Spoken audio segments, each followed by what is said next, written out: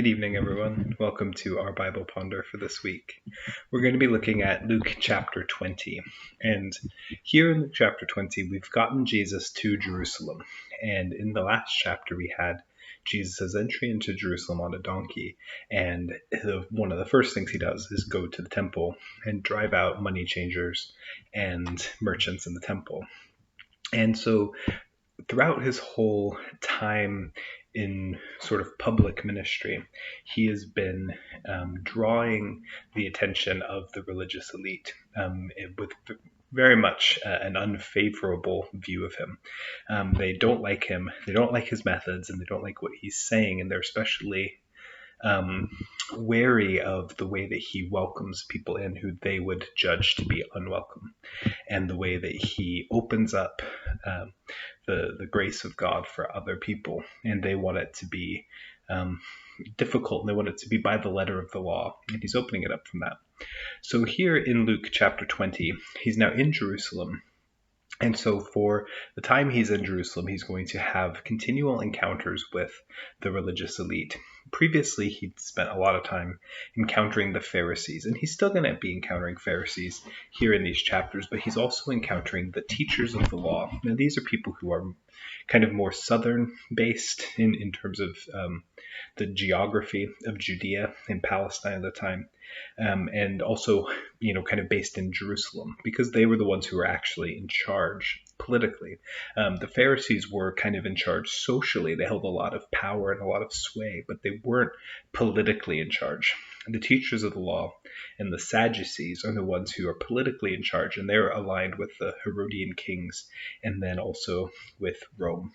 And because they sort of keep the peace, they keep the status quo with the people, Rome allows them to be in charge. And so they're the primary antagonists here while Jesus is in Jerusalem. And we're going to get sort of story after story of the people being drawn to Jesus, but the teachers of the law looking for ways to kill him, because they can't just kill him without incurring some sort of penalty. In some places, and at some times, they could carry out a kind of lynching that happens with Stephen in the book of Acts.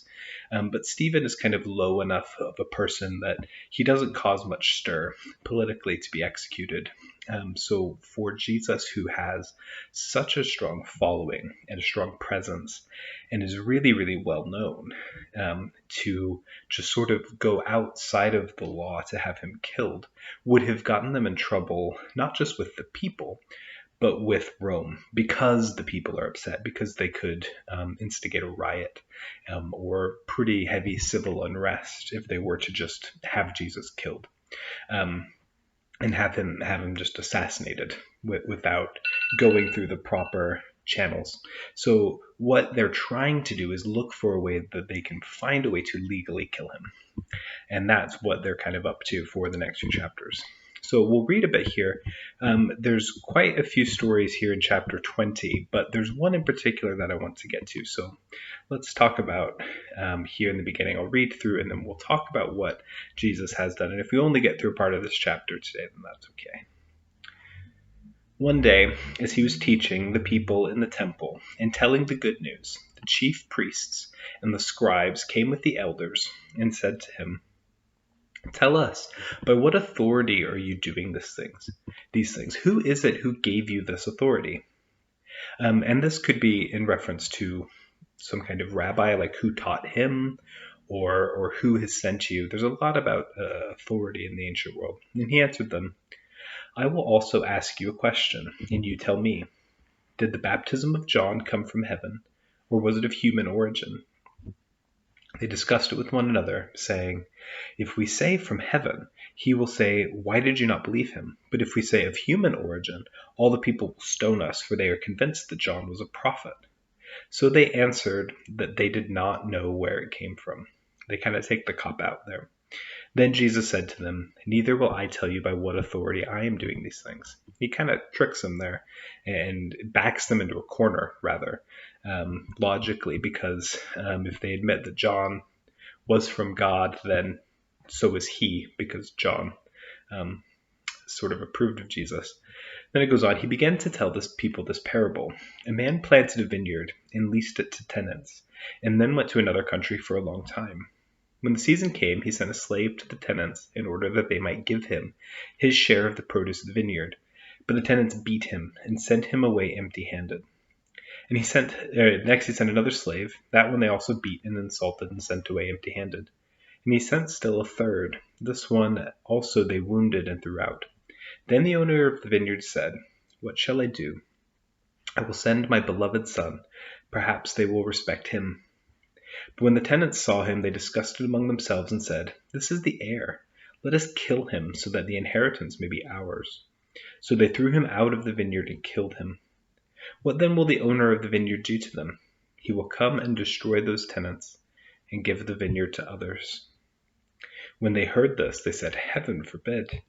But he looked at them and said, "What then does this text mean? The stone that the builders rejected has become the cornerstone.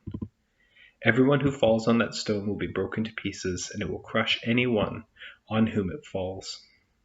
When the scribes and chief priests realized that he had told this parable against them, they wanted to lay hands on him at that very hour, but they feared the people.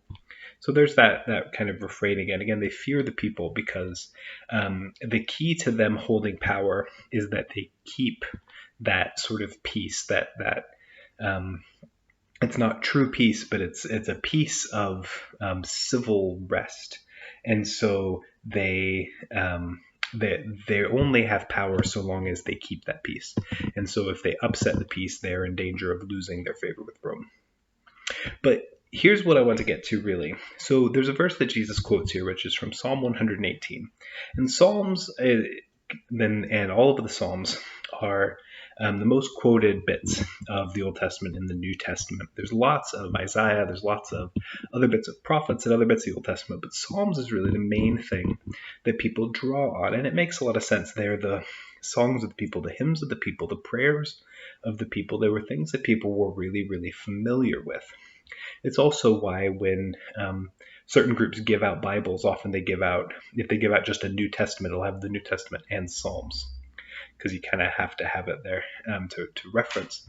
But there's something other than just something that they quoted a lot, or because it has a lot about messiahship in it. Jesus is in the line of David. There's a lot of messianic imagery that comes from being the son of David, being in the line of David, being an heir of David. David wrote a lot of the Psalms. So there's a lot of imagery built up in that. But here specifically with Psalm 118, Psalm 118 is one of the Hallel Psalms, as they're called. And the Hallel Psalms are a group of Psalms. It's, I think, 113. Let me check this. 113 to 118. They're the Hallel Psalms. And they are Psalms that were prayed specifically around festivals, and in the ancient world, especially around the pilgrim festivals, Passover being the biggest pilgrim festival. So those prayers are the ones that these people are praying through like every day. So when Jesus quotes Psalm 107 or 118, he's not just plucking a psalm out of nowhere. He's specifically plucking one that these people are praying really regularly at this time as they're preparing for the Passover. So I thought it would be kind of instructive to read all of Psalm 118 because I think it's really helpful to look at. Let me pull it up here. So it says this: "Give thanks to the Lord, for he is good. His love endures forever. Let Israel say, his love endures forever. Let the house of Aaron say, his love endures forever. Let those who fear the Lord say, his love endures forever. When hard pressed, I cried to the Lord. He brought me into a spacious place. The Lord is with me. I will not be afraid. What can mere mortals do to me? The Lord is with me. He is my helper. I look in triumph on my enemies. It is better to take refuge in the Lord than to trust in humans. It is better to take refuge in the Lord than to trust in princes. All the nations surrounded me, but in the name of the Lord I cut them down. They surrounded me on every side, but in the name of the Lord I cut them down. They swarmed around me like bees, but they were consumed as quickly as burning thorns. In the name of the Lord I cut them down. I was pushed back and about to fall, but the Lord helped me. The Lord is my strength and my defense. He has become my salvation. Shouts of joy and victory resound in the tents of the righteous. The Lord's right hand has done mighty things. The Lord's right hand is lifted high. The Lord's right hand has done mighty things. I will not die, but live. I will proclaim what the Lord has done. The Lord has chastened me severely, but he has not given me over to death. Open for me the gates of the righteous. I will enter and give thanks to the Lord. This is the gate of the Lord, through which the righteous may enter. I will give you thanks, for you answered me. You have become my salvation. The stone the builders rejected has become the cornerstone. The Lord has done this, and it is marvelous in our eyes. The Lord has done it this very day. Let us rejoice today and be glad. Lord, save us. Lord, grant us success.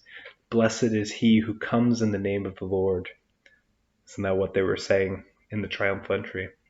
From the house of the Lord we bless you. The Lord is God, and he has made his light shine on us. With bows in hand, join in the festival procession up to the horns of the altar. You are my God, and I will praise you. You are my God, and I will exalt you. Give thanks to the Lord, for he is good. His love endures forever. So you can hear a bit of why this would be an appropriate prayer around the time of Passover and in a pilgrim festival. There's a lot of language about going up to Jerusalem, going into the gate, calling on God for salvation, going up to the altar and offering sacrifice. But if these are the prayers that they're praying, I think there's so many layers there to the verse that Jesus quotes. For one, just imagine for them to hear it and think, if this is about the Messiah, if this is about Jesus, then this is Jesus right here. We've been praying these prayers for our whole lives, and now we're praying them, and now he's here. But I also like to imagine what it was like for Jesus himself to be praying this prayer and to be thinking, all right, now's the time. This is it. I'm going up. God, help me. And when he says, I will not die, but live, don't know how much he knows about his own death and resurrection, but all of these things must be playing in his mind. And so I think it's a helpful reminder to us that the characters in this are not just existing there in Jerusalem, but they are steeped in the Hebrew Bible, in the Old Testament scriptures. And so as Jesus is talking and applying these things to himself, it would have been quite amazing, but also maybe quite difficult for them to let themselves grasp, because we know how it is when something you've held onto your whole life is challenged or turned on its head. But I think it's really, really important to keep that in mind. And I think that Psalm 118 as a background for the final days of Jesus's life is really, really beautiful, and really it adds a lot of layers to how we see this happening.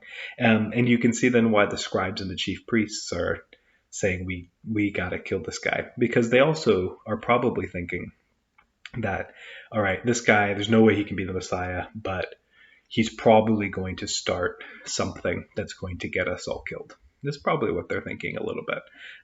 He's also challenging their authority, but I think in terms of their own sense of trying to keep peace with the Romans, they're probably expecting Jesus to start some sort of revolt that's going to end up with a lot of people dead. And they think he needs to be dealt with. So we'll get to that as we go. We'll leave it there for now. We'll get the rest of chapter 20 next week. Thanks for joining us, everyone. Have a good evening.